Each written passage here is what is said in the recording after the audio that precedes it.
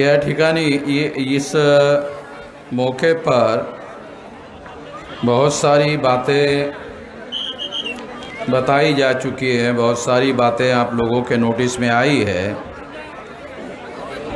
मैं ये जो विषय है बहुजनांचे ब्राह्मणीकरण करण्याचा मुख्य उद्देश बहुजनांना त्यांच्या मूळ संस्कृती विरासतीपासून तोडणे व त्याचा ब्राह्मणी धर्माचे गुलाम बनवून ब्राह्मणी व्यवस्था मजबूत करण्याचे एक खतरनाक षड्यंत्र है। इस विषय पर कुछ बातें जो है थोड़ा आपको बताना चाहता हूँ। साथियों,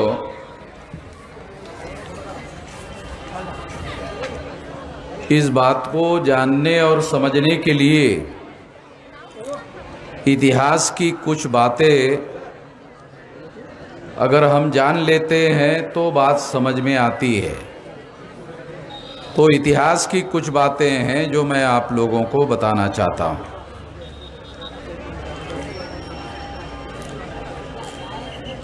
जिसने बहुत बड़े पैमाने पर ब्राह्मणाइजेशन किया, ब्राह्मणीकरण किया, उसमें रामायण और महाभारत ये जो ग्रंथ है उसका बहुत बड़ा रोल है, बहुत बड़ा हाथ है। इसे हमारे लोगों को समझना ठीक से ज़रूरी है।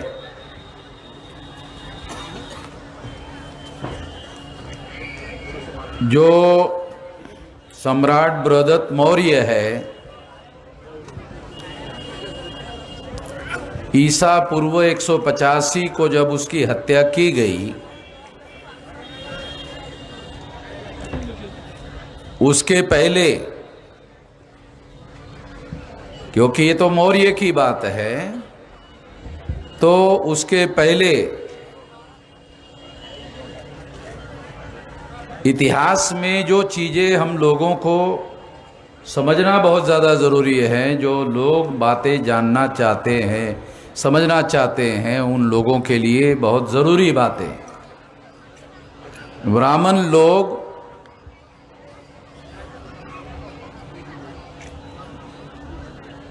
प्रचार करते वक्त ये कहते हैं कि उनका धर्म बहुत ज़्यादा प्राचीन है। प्राचीन पर बहुत ज़्यादा जोर रहता है ब्राह्मणों का। कोई मंदिर अगर 100 साल पुराना है तो उसमें भी लिख दे प्राचीन मंदिर। उन लोगों का एक बड़ा आप लोगों को ये समझने के लिए बहुत ज़रूरी बातें बता रहा हूँ। प्राचीन लिखते हैं तो ये कितना प्राचीन है ये थोड़ा आप लोगों को बताना चाहता हूँ, जिससे आप लोगों को बातें समझ में आए। जो मौर्य का साम्राज्य है वो बुद्धोत्तर है, यानी बुद्ध के बाद है। बुद्ध ने जब मन और मस्तिष्क को मुक्त करने की क्रांति की, उसकी वजह से राजनीतिक क्रांति हुई, ऐसा बाबा Saheb Ambedkar annihilation of cast में कहते हैं।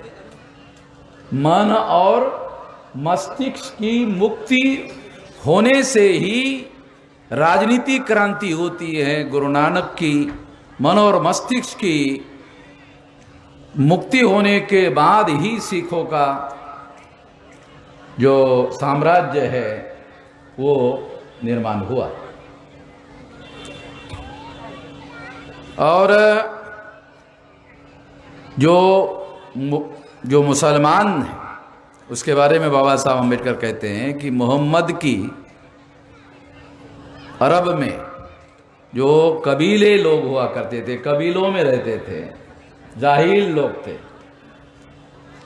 उन जाहिल लोगों के बीच में जब मोहम्मद ने मन और मस्तिष्क को मुक्त करने की क्रांति की, तब आज अरब जो है एक शक्तिशाली इकाई में राजनीतिक रूप से परिवर्तित हुआ।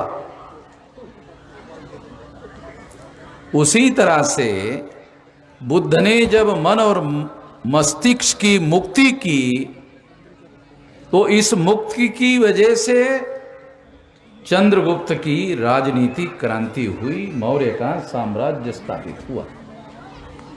ये बात सिद्धांत के रूप में एनिहिलेशन ऑफ कास्ट में बाबा साहब अम्बेडकर ने बताई। मन और मस्तिष्क की मुक्ति समझने की बहुत ज्यादा जरूरत है, क्योंकि हमारे लोगों को बाबा साहब अम्बेडकर के बहुत सारे लोग किताबें लेते हैं और किताबें लेने के बाद में जो जहाँ बैठने की जगह होती है वहाँ रैक लगते हैं, फिर वहाँ उसको रखते हैं।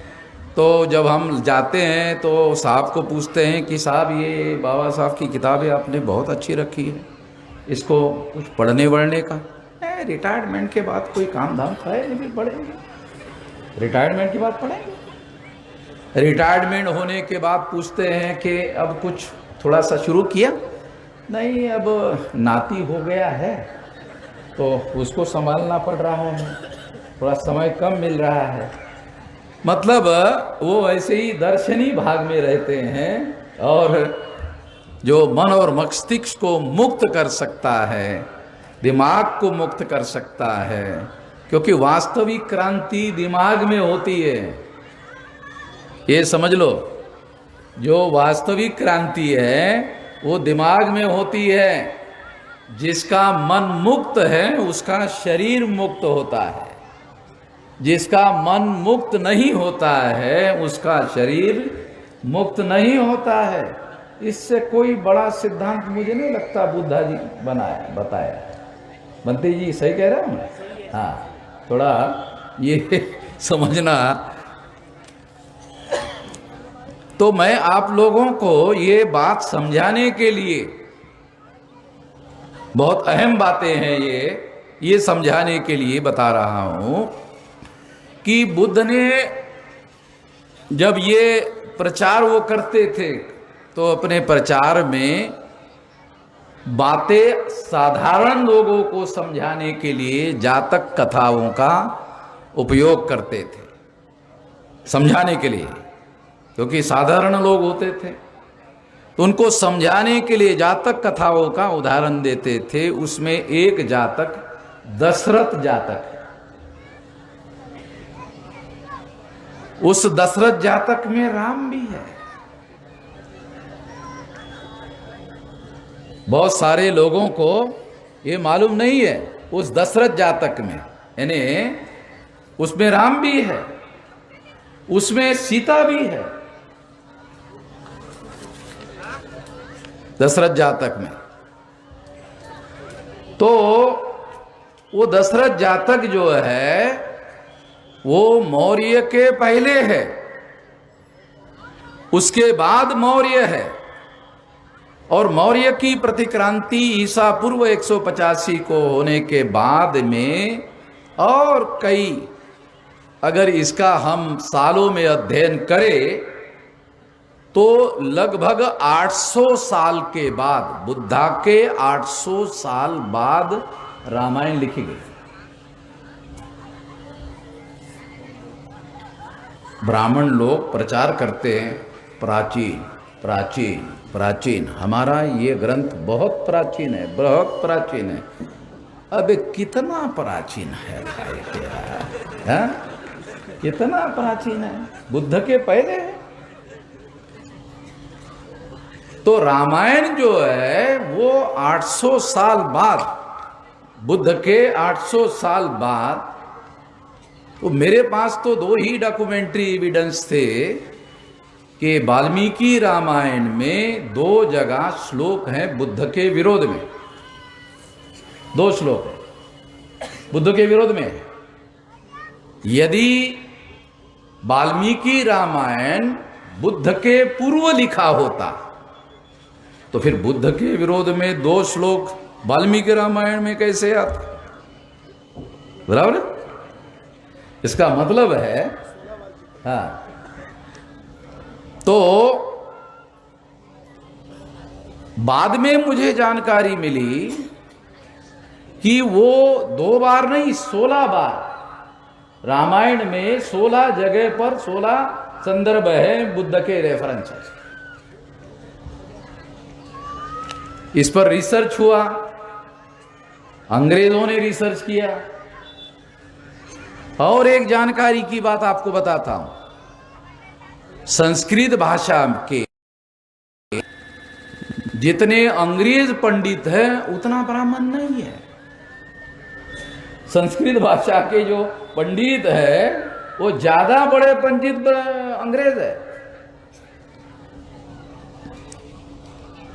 और वो अपने यूनिवर्सिटी में दुनिया की जो 10 ऑक्सफोर्ड यूनिवर्सिटी, हार्वर्ड यूनिवर्सिटी, ये दुनिया की जो 10 यूनिवर्सिटी में से है, उसके हेड ऑफ डिपार्टमेंट जो है वो संस्कृत भाषा के वो अंग्रेज है, और वो इन लोगों से कई ज्यादा पंडित है संस्कृत भाषा के। तो उन लोगों ने बहुत सारा रिसर्च किया, तो रामायण में 16 बार संदर्भ आता है। पहले मुझे 2 ही संदर्भ मालूम था, अभी नया रिसर्च है तो उससे पता चल जाता है कितना प्राचीन है, कौन प्राचीन है। इसका दूसरा अर्थ यह होता है कि रामायण की अगर मूल कथा अगर देखा जाए तो वो जातक कथा है, दशरथ जातक है। दशरथ जातक से चुराई है, तो रामायण चौर्य कर्म है। ज्यादा शुद्ध हो गया शायद ये चौर्य कर्म। आसान बताता हूं, चोरी का काम, ये चोरी करके रामायण लिखा गया है। आप लोगों को समझ में आने के लिए एक बात बताता हूं, बुद्ध गृह त्याग करते हैं, ये तो मालूम ही है आप लोगों को, बुद्ध के कम से कम जो अनुयायी है। राजा है बुद्ध जो है, तो रामायण में राम भी राजा है, और रामायण में राम को भी गृह त्याग करना पड़ता है, ये भी कहानी रामायण में है।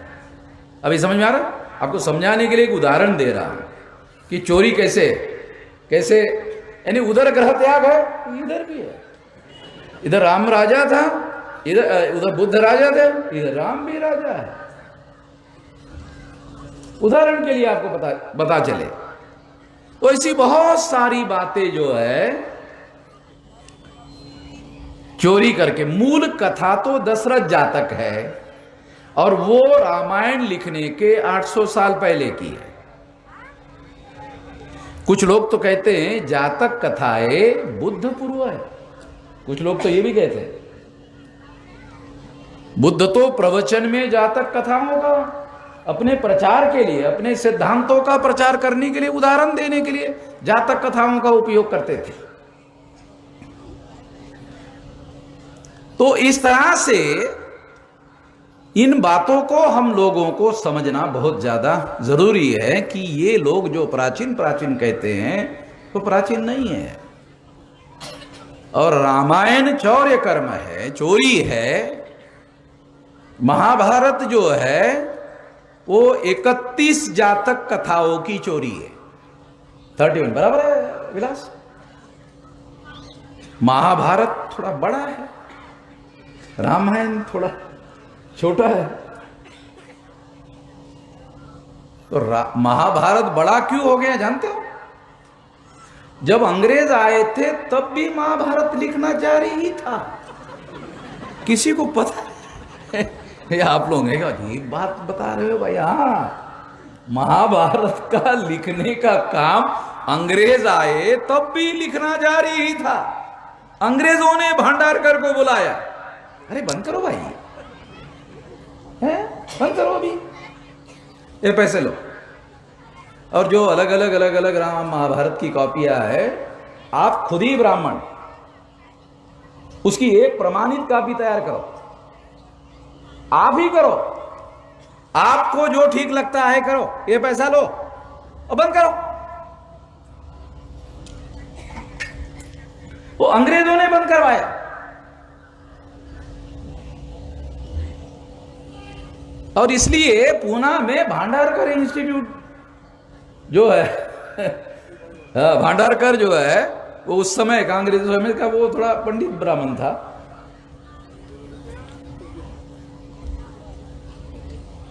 तो इनकी बहुत सारी बातें देखो, इनको ये चोरी क्यों करना पड़ा? यहां के है नहीं, विदेश के है, यहां का कुछ है नहीं उनका। जमीन के ऊपर ऊपर से चल के आए, खोदो तो इनका कुछ भी नहीं मिलता, सब बुद्ध का मिलता है। अच्छा, इनकी हड्डी भी क्यों नहीं मिलती? क्योंकि जमीन के ऊपर जलाते हैं। अब अंदर भी कुछ मिलेगा कि जल गाड़ेंगे तो जमीन के नीचे मिलेगा। जमीन के ऊपर जलाते हैं और फिर गंगा में बहा देते हैं।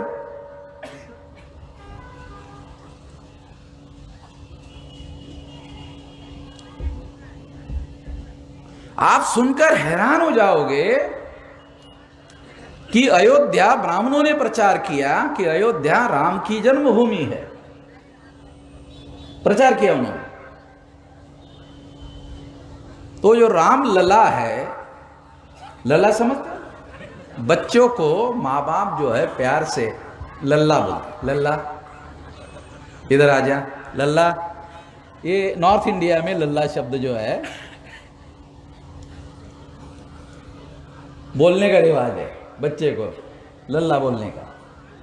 तो ये जन्मभूमि बताने के लिए ब्राह्मणों ने राम लला ये शब्द प्रचार में लाया, यानी छोटा राम, यानी जन्मभूमि है इसलिए वो छोटा है।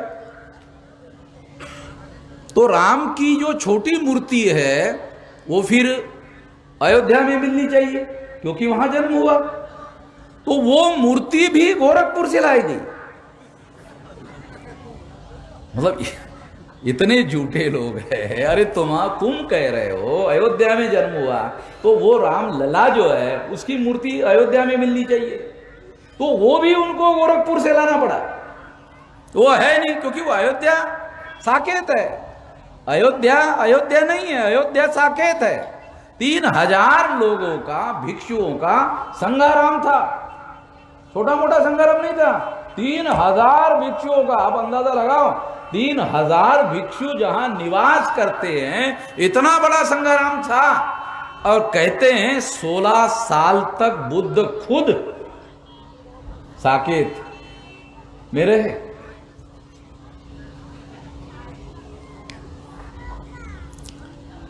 तो ये जो लोग हैं ये सारी बातें झूठ झूठ और झूठ। दूसरा, ये और एक बात प्रचार करते हैं। अभी हमारे इन्होंने धम्मपद का एक श्लोक बताया, वैर से संबंधित बात बताई, तो उसमें सनातन शब्द आया है। धम्मपद में सनातन शब्द आया। और रजनीश ने एस धम्मो सनातनो नाम का एक किताब भी लिखा। ये धर्म सनातन है, ऐसा लिखा है, किताब है। तो ब्राह्मण लोग अपने धर्म के लिए प्रचार करते वक्त सनातन धर्म ये शब्द प्रयोग भी करते हैं। और बनते लोगों को मालूम होगा कि ब्राह्मण लोग सनातन धर्म शब्द का प्रयोग करते हैं कि हमारा जो धर्म है वो कौन सा धर्म है? सनातन धर्म है, ऐसा कहते हैं। ये सनातन शब्द भी चुराया हुआ है। ये सनातन शब्द जो है ये भी ब्राह्मणों का नहीं है, ये भी चुराया हुआ है। यानी ज्यादा जब चोरी की जाती है तो उसको डाका बोलते हैं। तो अभी मैं इसको चोरी के बजाय ये डाका डालने की बात जो है कहना चाहूंगा, क्योंकि एक चोरी नहीं, 1 2 3 बहुत सारी बातें डाका डालने का काम किया है।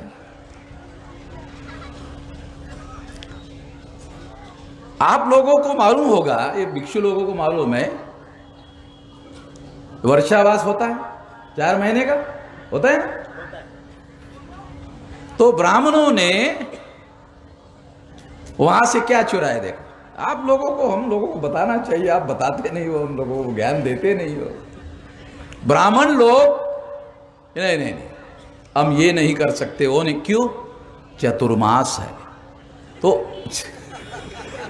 ये चतुर्मास भी जो है ये बुद्धा का चुराया हुआ है, ये डॉक्यूमेंट्री बता रहा हूं।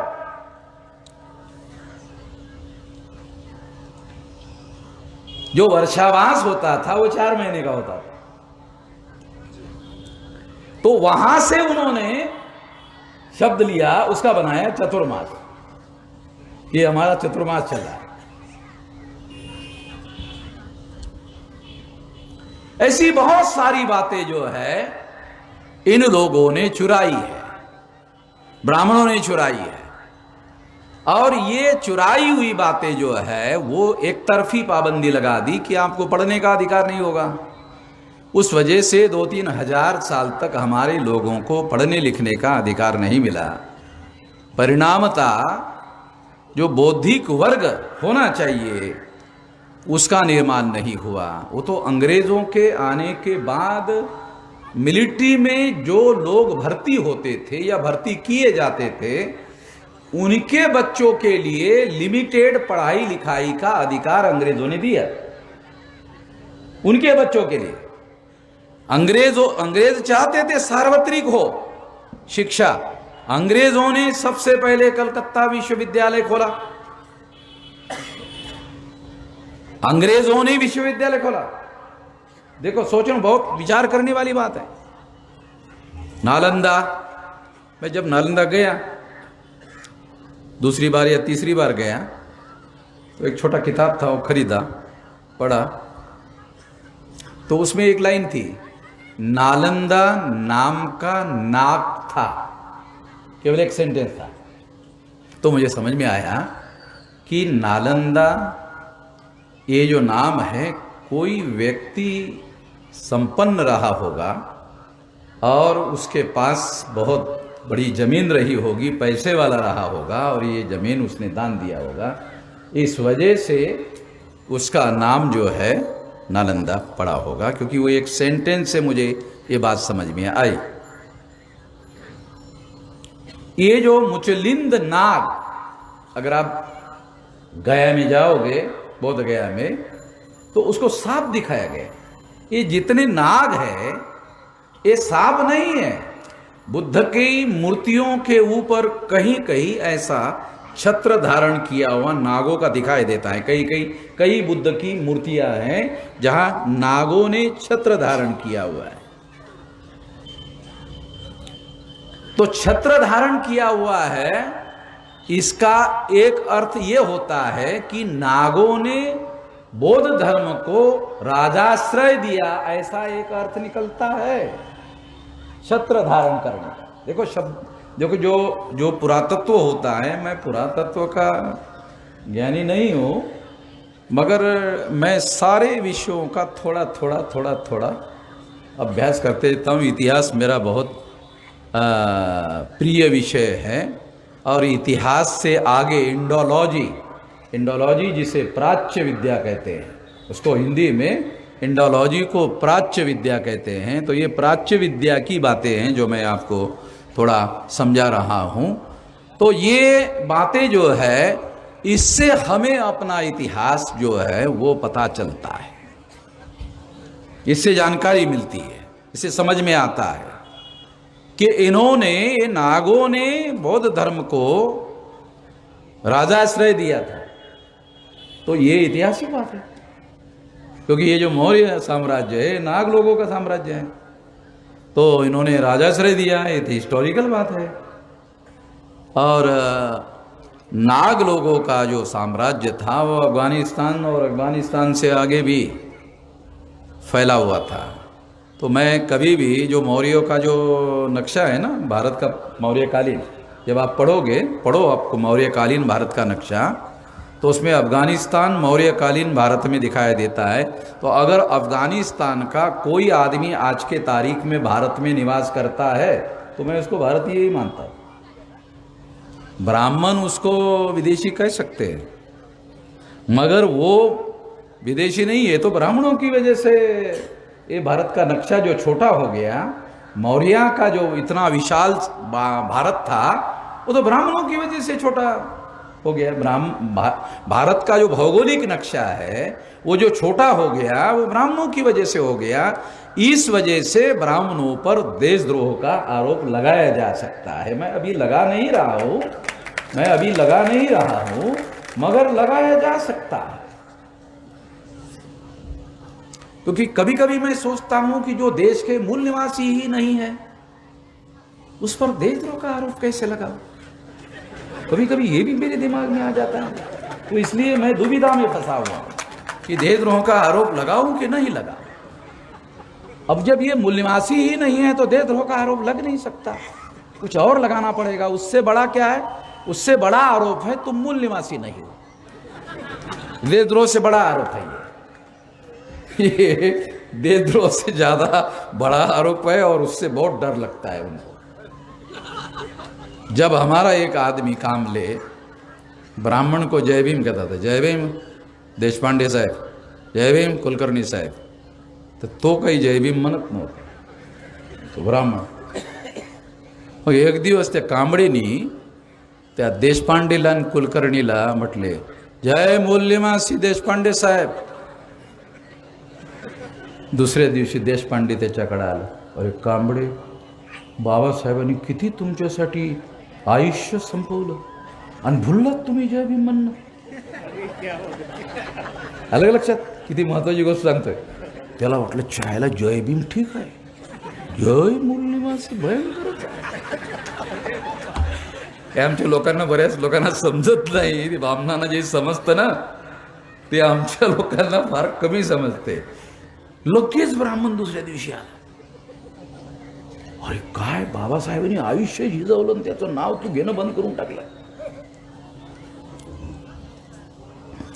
तो ऐसी बहुत सारी बातें हैं जिसे हम लोगों को समझना बहुत ज्यादा जरूरी है. बुद्ध के नाम के रेफरेंस में भी, बुद्ध के भी बहुत सारे ऐसे नाम, अमिताभ जो है ना, अमिताभ बच्चन, ये अमिताभ बुद्ध का नाम है. ये जितने भी बड़े, जब विदेश से कोई आता है ना तो प्रधानमंत्री फिर गांधी को हटा देते हैं, बुद्ध को रखते हैं. जब विदेशी मिलने आता है तो उस समय बातचीत करते वक्त बुद्ध की मूर्ति रखते हैं,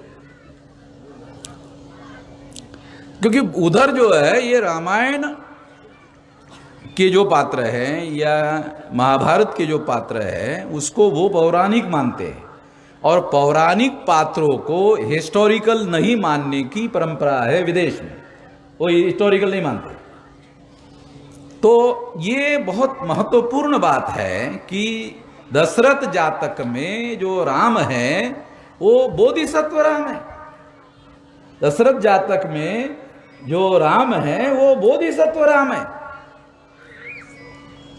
तो ये हम लोगों को समझने के लिए बहुत ज़्यादा ज़रूरी है, जानने और समझने के लिए बहुत ज़्यादा ज़रूरी है. तो ये कुछ छोटी छोटी बातें मैं आपको बता रहा हूं. जब कोई आदमी मर जाता है तो महाराष्ट्र में और कई जगह जो पीछे चलने वाले लोग हैं वो उसको कहते हैं राम नाम सत्य, राम नाम सत्य, राम नाम सत्य, ऐसा कहते. बंगाल में मैंने देखा, बंगाल में ऐसा नहीं कहते. बंगाल में लोग बोलते हैं हरि बोल, हरि बोल, हरि बोल, वहाँ हरि बोल बोलते हैं. तो फिर हमारी चर्चा हुई तो पता चला हरि भी बुद्ध का एक नाम है. तो ये परंपराएं किस तरह से हमारे जीवन में, हमारे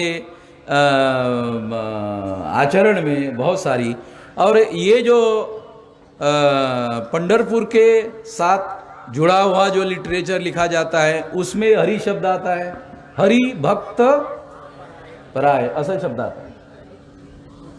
तो जो वो जो नामदेव थे, संत नामदेव, वो उस मंदिर के अंदर गर्भगृह में जाते थे. गर्भगृह में उन्होंने खुद मूर्ति अपने आंखों से देखी नामदेव ने अपने आंखों से देखी, अपने आंखों से जो देखा वो उसका अभंग लिखा, आंखों देखा। तो वो आंखों देखा जो लिखा उसके आधार पर अभंग लिखा, तो उसमें उन्होंने लिखा बुद्ध लिखा हुआ है। तो इस तरह से ऐसी बहुत सारी बातें यदि हम लोग समझते हैं, जानते हैं। अभी एक रामायण में कथा है। राम जब 14 साल का वनवास भोग कर जब अयोध्या आए तो अयोध्या वासियों ने उनको दिए जलाकर उसका स्वागत किया। हिस्टोरिकल एविडेंस ये है कि बुद्ध ज्ञान प्राप्त करने के बाद जब अपने कपिलवस्तु अपने गांव आए, तो गांव आए तो इतिहास में पहली बार, क्योंकि रामायण तो 800 साल बाद की कहा था, वो पहली बार सारे कपिलवस्तु के लोगों ने दिए जलाकर बुद्ध का, ये कहानी भी चुराई हुई है। अब कितनी चुराने की कहानियां आपको मैं बताते रहूं, आप थक जाओगे, मैं भी बोलते बोलते थक जाऊंगा। तो ये केवल चोरी का काम नहीं है, ये डाका डालने का काम है। तो इन लोगों की जो संस्कृति है जिसे वो बहुत महान कहते हैं, तो इसे महान नहीं कहा जा सकता। जिस संस्कृति ने छूने लायक लोग नहीं हैं ऐसे अछूत पैदा किए, फिर भी वो संस्कृति महान है, तो महान तो नहीं कहा जा सकता। जो फैक्ट्री बहुत बढ़िया होगी उसी से बढ़िया माल पैदा होगा। अब अछूत जैसे घटिया लोग तुमने पैदा किए तो तुम्हारी फैक्ट्री साली बढ़िया कैसे हो सकती है? तो घटिया मानी जानी चाहिए। वो तो फैक्ट्री ही साली घटिया है। जब फैक्ट्री ही घटिया है तो घटिया माल पैदा कर रहे हो। मगर प्रचार करने में प्रचार करते हो कि महान संस्कृति है, महान संस्कृति है। तो वो एक शब्द प्रयोग वो करते हैं, कुटुंबकम, क्या है, वसुदैव कुटुंबकम। जब वो सारे देश से हजारों किलोमीटर लोग पैदल चल रहे थे और उसकी कोई शुद्ध ब्राह्मण सरकार ले नहीं रही थी, तब मुझे वसुदेव कुटुंबकम याद आ रहा। अरे कहाँ गया साला इनका वसुदेव कुटुंबकम? सारी दुनिया कुटुंब है। अरे तुम्हारे देश में तुम्हारे लोग इधर 2-2 हजार किलोमीटर चल रहे हो, वसुदेव कुटुंबकम कहाँ है ही नहीं। तो इस तरह से ये जो लोग हैं ये कहते हैं और करते हैं। अभी आज के तारीख में प्रोपोगंडिस्ट लोग हैं, ये प्रचार करने में लगे हुए हैं। तो इस प्रचार को हम लोगों को समझना बहुत ज़्यादा ज़रूरी है, जानना बहुत ज़्यादा ज़रूरी है। इसलिए ये बात मैं आपको बता रहा हूँ। बुद्ध का जो शाक्य कुल है, तो नॉर्थ इंडिया में शाक्य जाति है और वो मंडल कमीशन में ओबीसी है। अगर इस हिसाब से देखा जाए तो ये जो बुद्ध की विरासत है ये तमाम 52% ओबीसी की विरासत है। राठोड सर, थोडं तुमच्या मदतीसाठी, शाक्य कुल मध्ये यांचा जन्म झाला म्हणता, अति शाक्य जाती ओबीसी मध्ये, उत्तर भारतामध्ये मंडल कमीशन मध्ये। तो इसका मतलब यह है कि ये ओबीसी की विरासत है। ओबीसी के लोगों को पता नहीं होगा, ये एक बात है। जानकारी देना हमारी जिम्मेदारी है। जो पहले जानकार होगा उसकी जिम्मेदारी है, दूसरों को जानकार बनाने की जिम्मेदारी उन लोगों की होती है। ज्ञान बांटने से दुनिया में कभी कम नहीं हुआ। यूनिवर्सिटी जब लोगों को ज्ञानी बनाती है तो वो ज्ञानी बने हुए लोग दुनिया में ज्ञान का प्रचार करते रहते हैं और ज्ञान बढ़ता रहता है। ज्ञान बढ़ाने से, ज्ञान का प्रचार करने से या ज्ञान देने से दुनिया में ज्ञान कभी कम हुआ नहीं, वो बढ़ता ही रहता है। ये तो बुद्ध का सिद्धांत है। जिंदगी भर उन्होंने इस बात को, जो ज्ञान प्राप्त किया वो ज्ञान उन्होंने लोगों को अपना बची हुई जिंदगी में बांटने का काम किया। तो ये ओबीसी के लोगों को ये बताया जाना बहुत ज़्यादा ज़रूरी है। एक और महत्वपूर्ण बात है कि ब्राह्मणों ने वर्ण संस्था का निर्माण किया और हमारे पुरखों ने, मूल निवासियों ने गण संस्था का निर्माण किया। बुद्ध गण संस्था की पैदाइश थे। ये ध्यान रखो, बहुत ज्यादा महत्वपूर्ण बात, बहुत हिस्टोरिकल बात बता रहा हूं। वर्ण संस्था का निर्माण ब्राह्मणों ने किया और वर्ण संस्था में ब्राह्मण, क्षत्रिय, वैश्य, शूद्र, इसमें जो क्षत्रिय है, जो दूसरा वर्ण है, वो राजा बनने की पूर्व शर्त है। मगर गण संस्था में जो राजा बनता है वो रोटेशन में होता है।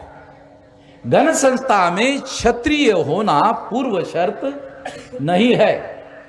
गण संस्था का जो राजा है वो होने के लिए पूर्व शर्त नहीं है कि क्षत्रिय होना चाहिए, नहीं, उसका रोटेशन में होता है। आपको बाबा साहब आंबेडकर ने लिखा, तो बुद्ध के पिता शुद्धोधन खेती में हल चला रहे थे, बुद्ध ध्यान कर रहे थे, तो देवदत्त ने पंछी को मारा, वो फड़फड़ाते हुए आके उसके सामने गिरा, तो बुद्ध ने उसको पकड़ा।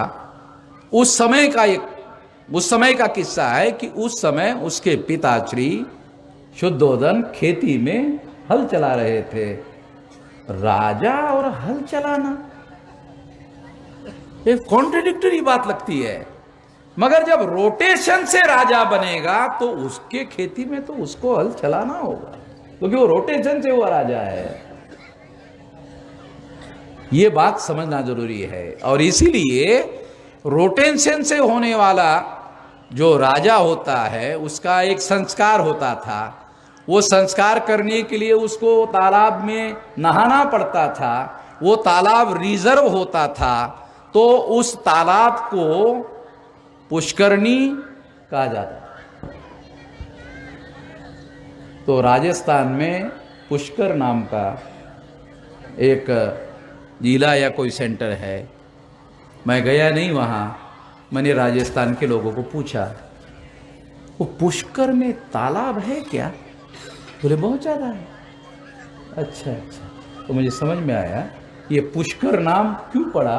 वो तालाब की वजह से पड़ा, क्योंकि गण संस्था का जो राजा होता था उसका संस्कार होने के पहले उसको उस तालाब में नहाना पड़ता था। वो नहाने के बाद उसका संस्कार होता था। उस तालाब को तालाब नहीं कहा जाता था, उस तालाब को पुष्करणी कहा जाता था। वो रिजर्व होते थे। तो इतिहास की बहुत सारी बातें हैं, जानना बहुत जरूरी है। बाबा साहब आंबेडकर कहते हैं भिक्षु संघ की पुनर्रचना करना होगा। अगर हमें वर्तमान समय में ये इस बात को आगे बढ़ाना है तो बाबा साहब आंबेडकर का यह कहना था भिक्षु संघ की पुनर्रचना करनी होगी। जैसे कैथोलिक जो क्रिश्चियन धर्म है और प्रोटेस्टेंट जो क्रिश्चियन धर्म है, तो उनका सिस्टम उन्होंने अलग अलग बनाया हुआ है। कैथोलिक का ट्रेडिशनल है, जिसको ऑर्थोडॉक्स कहते हैं अंग्रेजी में। प्रोटेस्टेंट जो शब्द है वो प्रोटेस्ट नाम का जो अंग्रेजी शब्द है, उन्होंने उसके खिलाफ प्रोटेस्ट किया। जैसे हमने मोर्चा निकाला तो अंग्रेज लोग होते तो बोलते प्रोटेस्ट किया, हम मराठी या हिंदी है तो बोलते प्रोटेस्ट, हमने मोर्चा निकाला। तो ये प्रोटेस्टेंट जो आया हुआ है ये वहाँ से आया है। तो प्रोटेस्टेंट लोगों में उन्होंने तरीके जो उन्होंने पुनर्रचना की, उनके जो फादर वगैरह जो सिस्टम था उसकी पुनर्रचना की।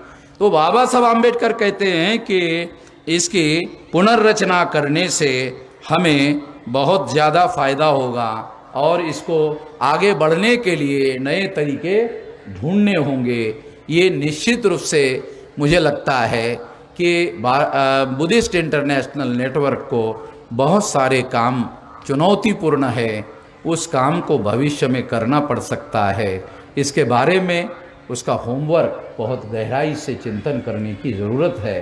और जैसे अभी मैं एक प्रचारक हूँ, तो मैं तो काषाय वस्त्रधारी नहीं हूँ, मगर मैं चरत भिक्कवे चारिकं बहुजन हिताय बहुजन सुखाय तानु हिताय लोकानुकंपाय आदि कल्याण मध्य कल्याण अंत कल्याण का तो डेली काम कर रहा हूँ, मगर काषाय वस्त्रधारी नहीं हूँ।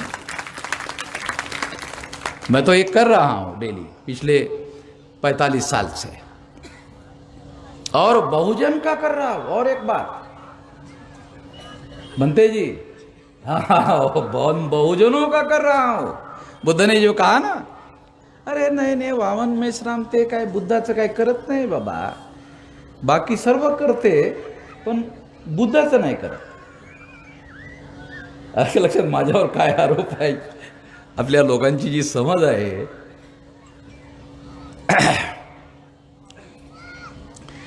तो इसलिए बहुत सारी बातें जो है ये बहुत गहराई से समझना जरूरी है। बच्चा 6 महीने में बाहर नहीं लाया जा सकता, जच्चा और बच्चा दोनों को खतरा पैदा हो जाता है। वो 9 महीने के बाद ही आना ठीक है, नेचुरली माँ के लिए और बच्चे के लिए दोनों को ठीक होता है। हर काम की एक मैच्योरिटी होती है, हर काम की एक परिपक्व स्थिति होती है। उस परिपक्व स्थिति को ध्यान में रखते हुए काम करना बहुत ज़्यादा ज़रूरी होता है। उचित समय पर ही उचित कार्य होना चाहिए। ये बात अगर हमारे लोग समझते हैं तो निश्चित रूप से उसका फ़ायदा होगा। और हम लोगों को, बुद्धिस्ट इंटरनेशनल नेटवर्क के लोगों को प्रचारक निर्माण करने चाहिए और